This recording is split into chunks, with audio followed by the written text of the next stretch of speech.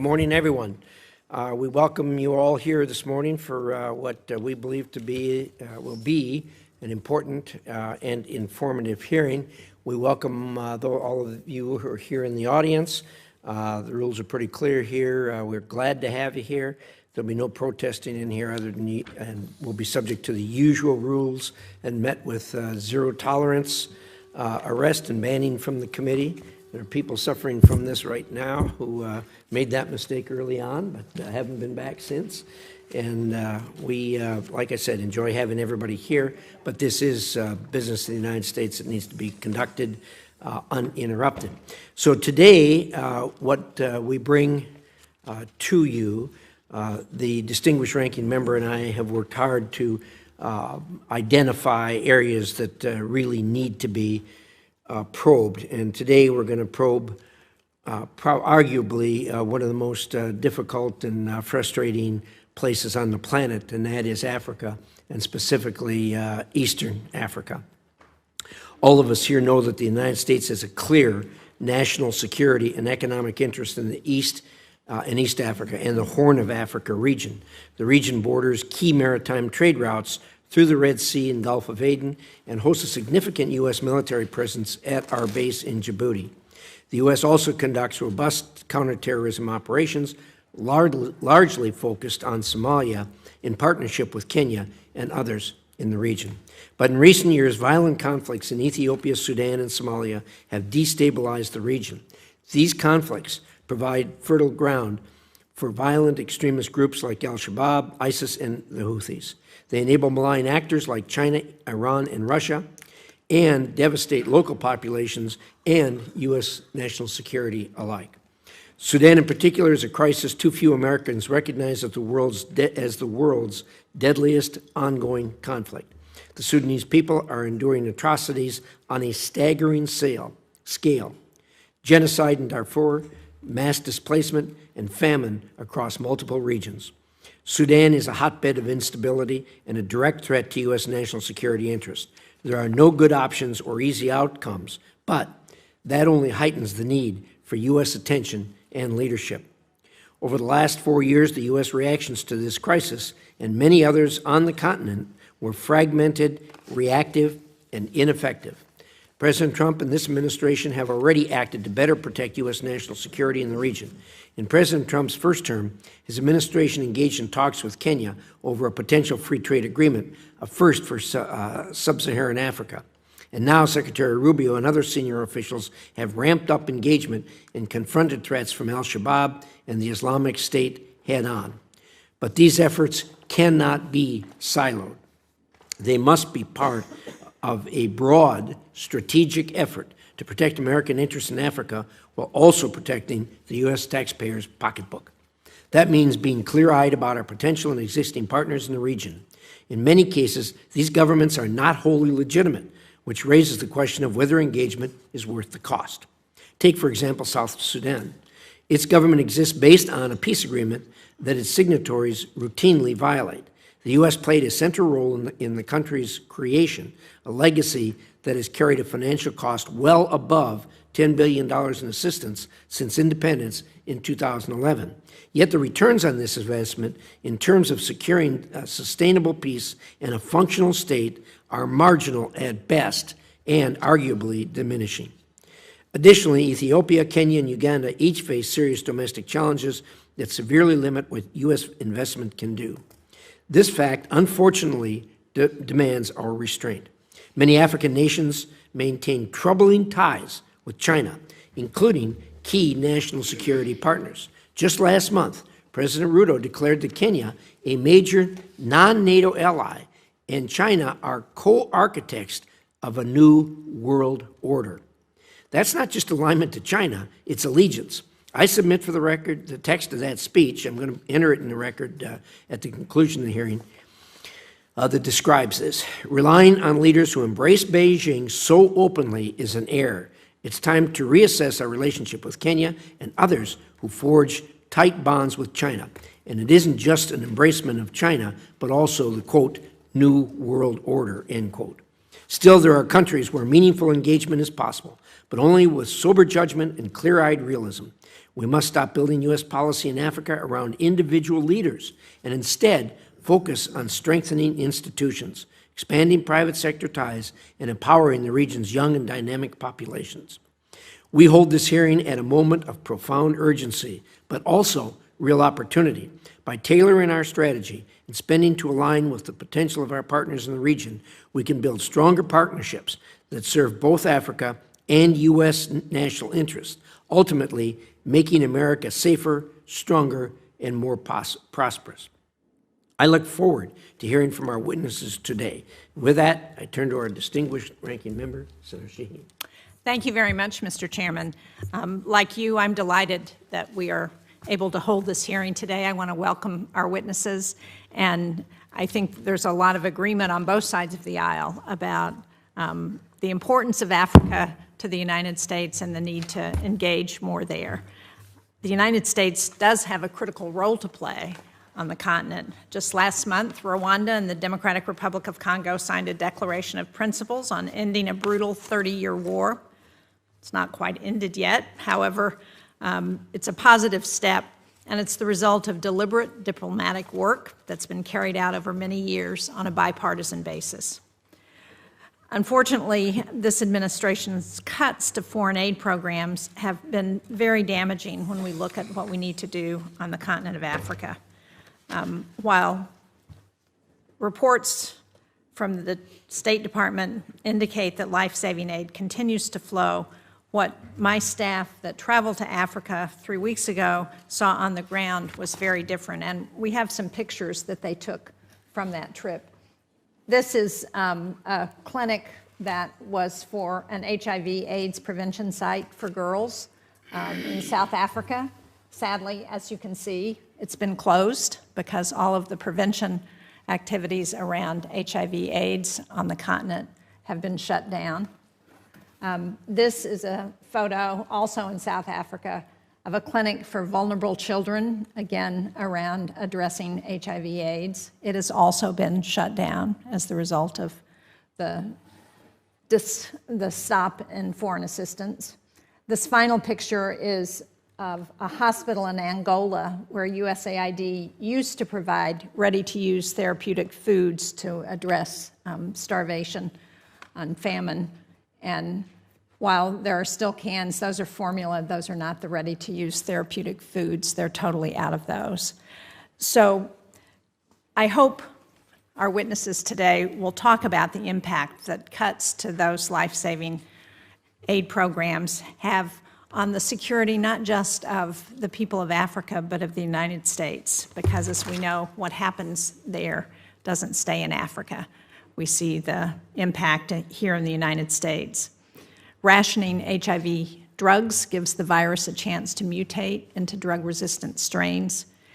And I also hope you will talk about the competition for influence in Africa between the United States and China. The chairman mentioned that in his remarks. I think it's something that we're seeing. And this is a map that was done in 2023 that shows the influence of China in Africa.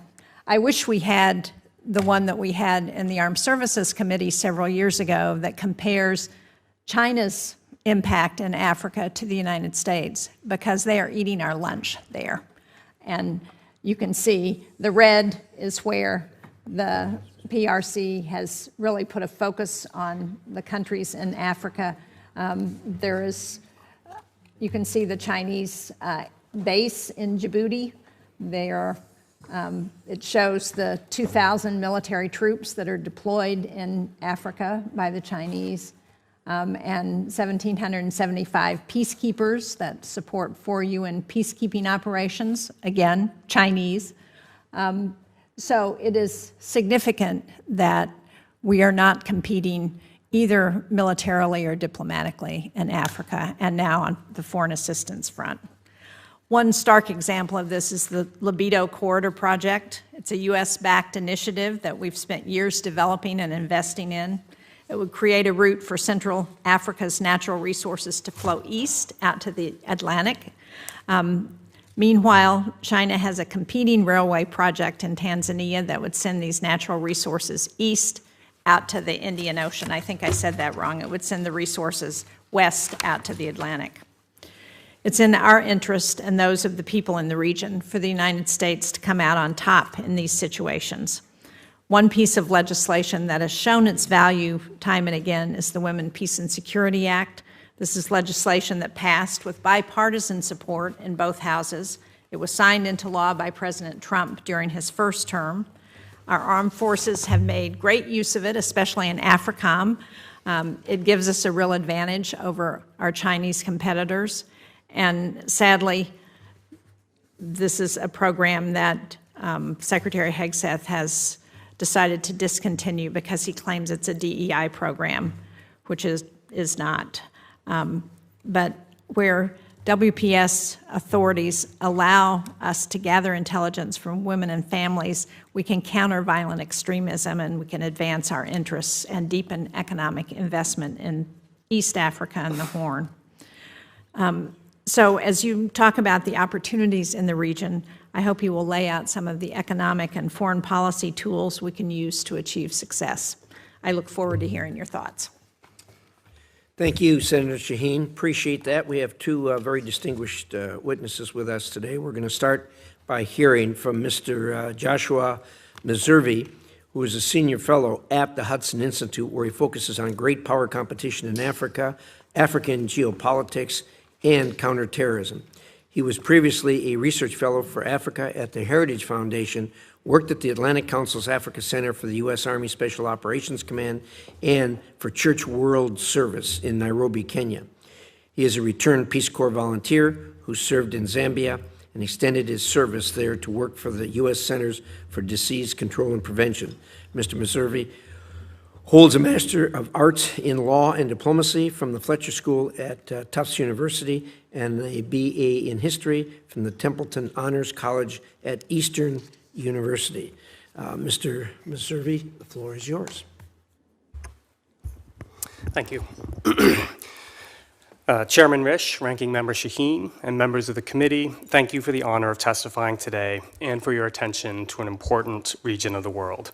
My name is Joshua Meservey. I'm a senior fellow at Hudson Institute. My views are my own and do not represent an official position of Hudson.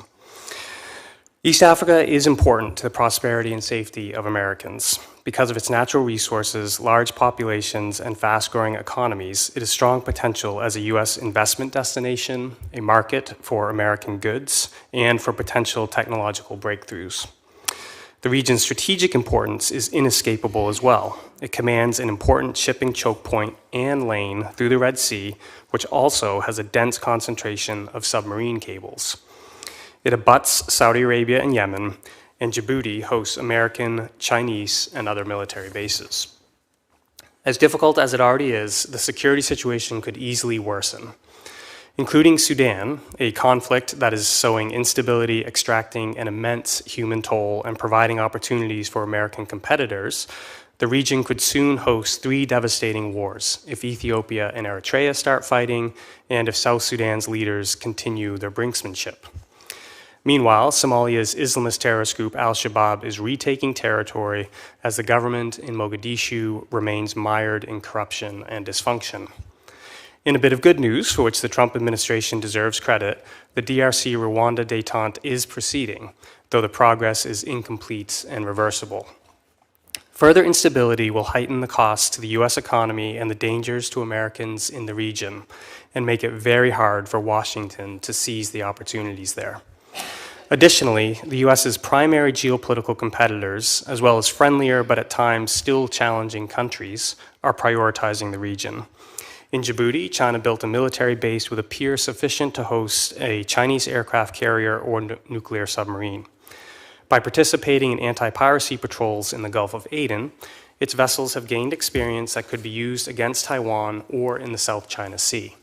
Its companies are involved in ports and have built important government buildings throughout the region, and senior Chinese officials have visited over 100 times since 1963. Russia recently reached an agreement to put a logistics center in Port Sudan. This follows naval visits to Eritrea, a naval agreement with Ethiopia, and a flurry of high-level diplomatic visits between Moscow and East African countries. In 2023, Ebrahim Raisi became the first Iranian president to visit Africa in over a decade. He visited Uganda and Kenya. Tehran normalized relations with Sudan the same year and started the process with Somalia last year. Iranian weapons are currently helping the SAF and previously helped the Ethiopian government prevail in the Tigray war. Other outside powers are important as well. Qatar, Saudi Arabia, Turkey, and the UAE have invested heavily in East Africa, made large loans to various countries, and involved themselves in different ways in the various conflicts. UAE has funneled so much materiel to the rapid support forces in Sudan that it is likely the only reason the RSF has been able to sustain the operational tempo it has. There are many ways for Washington to ensure Americans benefit from the opportunities in East Africa while protecting against the threats. These include the following. First, create an East Africa strategy that is integrated into a broader Africa and global strategy. Commercial engagement should be at the core of any such strategy. It is critical as well to quickly fill the senior Africa-focused positions at the State Department and NSC. Number two, conduct sober assessments of Washington's ability to positively influence democratic growth and proceed accordingly. For instance, state building in Somalia is a failed experiment, yet Washington hasn't pivoted from over a decade of trying the same thing over and over. Three, upgrade Washington's abilities to support African government and civic institutions and avoid over-reliance on personalities. And fourth and finally, develop a country-focused framework. Washington should concentrate its finite resources in countries that have a baseline level of competence, strategic importance, and willingness to work with the U.S. The situation in East Africa is difficult, yet vigorous and sustained U.S. diplomacy could avert the worst consequences for the U.S. and reap demonstrable benefits for Americans. Thank you again for the opportunity to testify today, and I look forward to your questions. Thank you for those thoughtful comments, Mr. Missouri. We're going to turn now to Ambassador Michelle Gavin. She's the Ralph Bunche Senior Fellow for Africa Policy Studies at the Council on Foreign Relations. She served as U.S. Ambassador to Botswana and the U.S. Representative to the Southern African Development Community from 2011 to 2014. Prior to that, she was a Special Assistant to President Obama and the Senior Director for Africa at the National Security Council, where she led major policy reviews of Sudan and Somalia. She also previously served as Managing Director of the African Center in New York, was an International Affairs Fellow and Adjunct Fellow for Africa at the Council on Foreign Relations. Earlier in her career, she worked in the U.S. Senate, where she was the Staff Director for the Senate Foreign Relations Committee's Subcommittee on African Affairs. Certainly a distinguished position. She was Director of International Policy Issues for Senator Russ Feingold and Legislative Director for Senator Ken Salazar. Ms. Gavin received an Master's in Philosophy and International Relations from Oxford University, where she was a Rhodes Scholar and earned her BA from